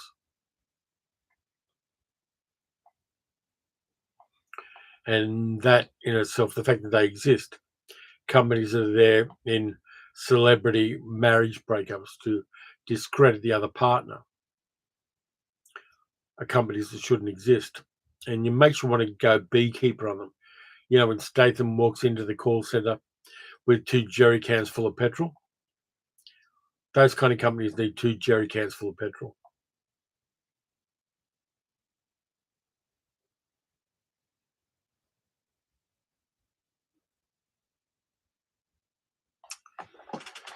We're getting towards the end. Sitting in a living room with swimming trunks and snorkel, watching a Creature from the Black Lagoon. When wife walks in, why do you see me do worse? Yep, the old Iron Man line. I watched Iron Man 3 again last month, the one that Shane Black wrote, and that still lands. I like Iron Man 3. It's a movie that humanizes Tony Stark in a way the other two didn't, and it's got the virtue over Iron Man 2 of not having Elon Musk in it.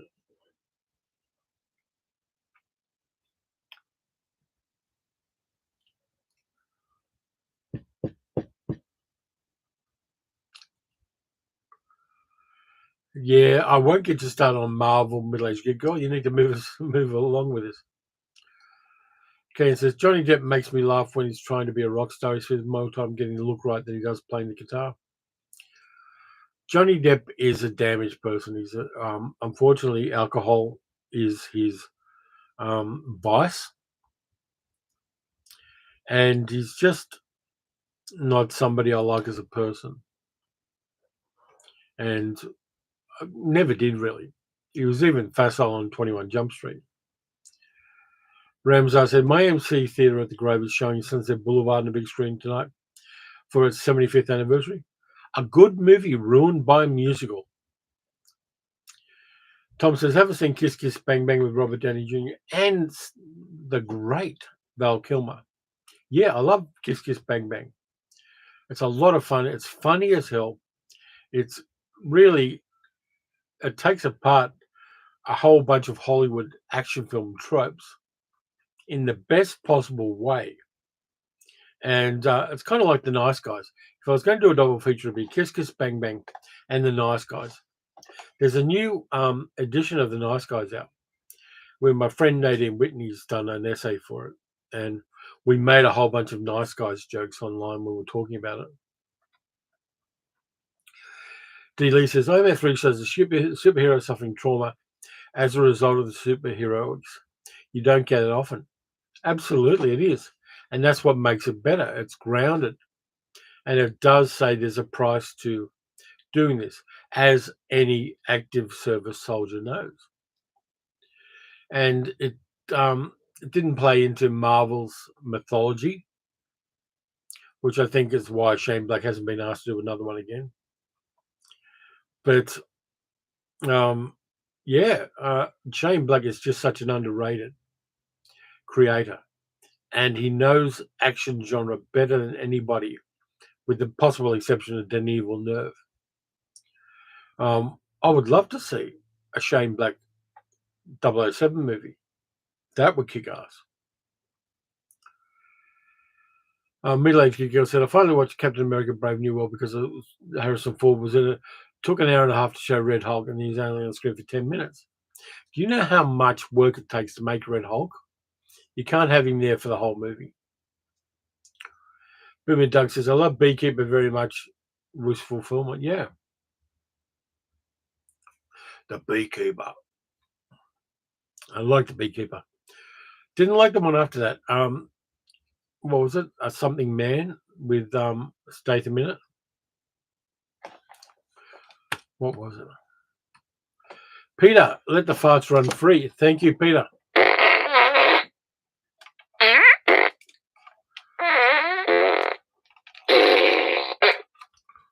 There we go. We got more farts in. The Working Man, yeah.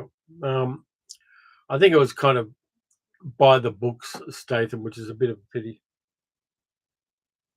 Yeah, Working Man. Yeah, there are bits of it I liked, but it's no more than okay.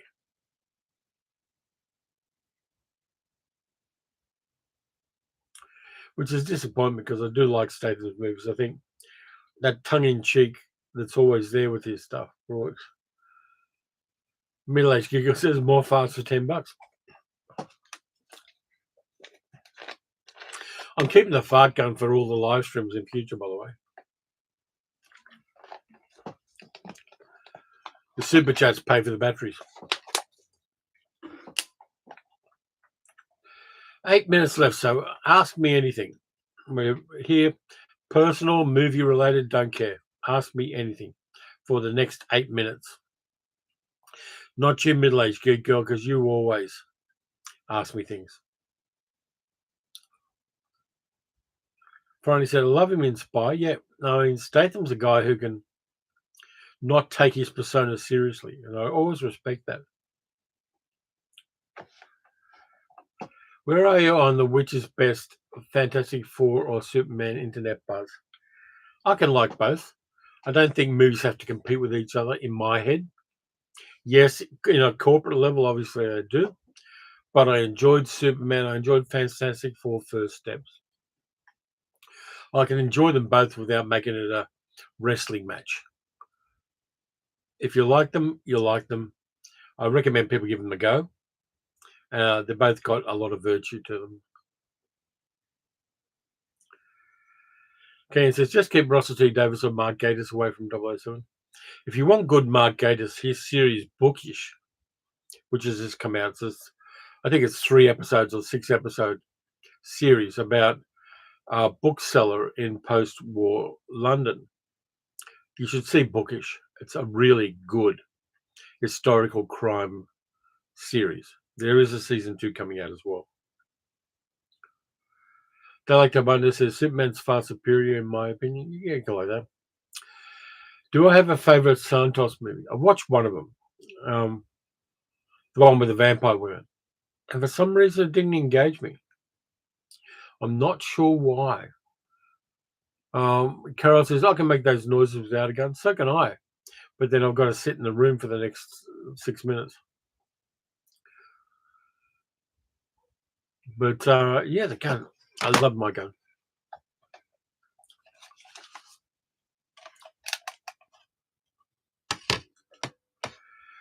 Patrick says, I think Superman was a better comic book movie, but Fantastic Four was a better movie overall.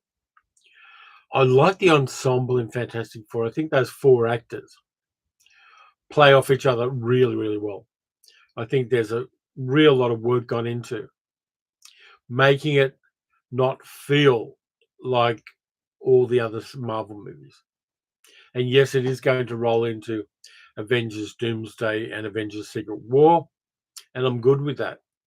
I like standalone movies that build the characters, and then suddenly you get the big ensemble movies. I'm good with that. Boomer Doug says, what's my favorite hat? The next one. I don't know what the next one's going to be, but I just like them all. In fact, I've got an enormous hat tree here with all of the summer caps on it. And every now and then I'll go to Temu or somewhere and buy more beanies and buy more baseball caps and things like that. But we live in such a rich time for movies as well. If you like comic book movies, you got a shit ton of them. If you like dramas, if you like to see diversity and inclusion and equity, you can have that. Doug says Bookish is on HBO Max in Australia. Yeah, Bookish is good. It really is. It lands the last episode, completes an arc and lands an interesting premise for the second series. I'm not doing spoilers. Where do I get the Unlimited Edition hat? I got it from Temu because I can get cheap hats. Art house movie Chen is Missing from 1982 by Wayne Wang. Thank you, Emmy. I'm going to open a tab on that. So just let me fart around with the mouse because I'm keeping tabs open on these things.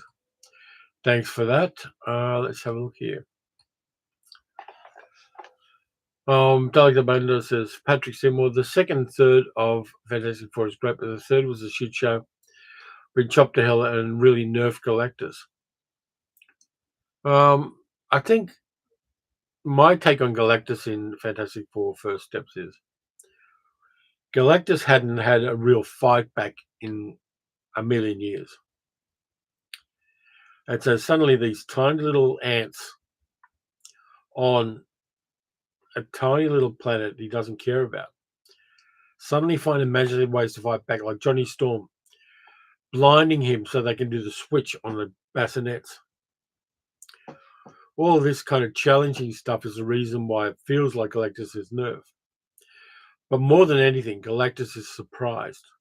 And when Galactus's herald turns against him, that surprises him too, because the herald doesn't do that.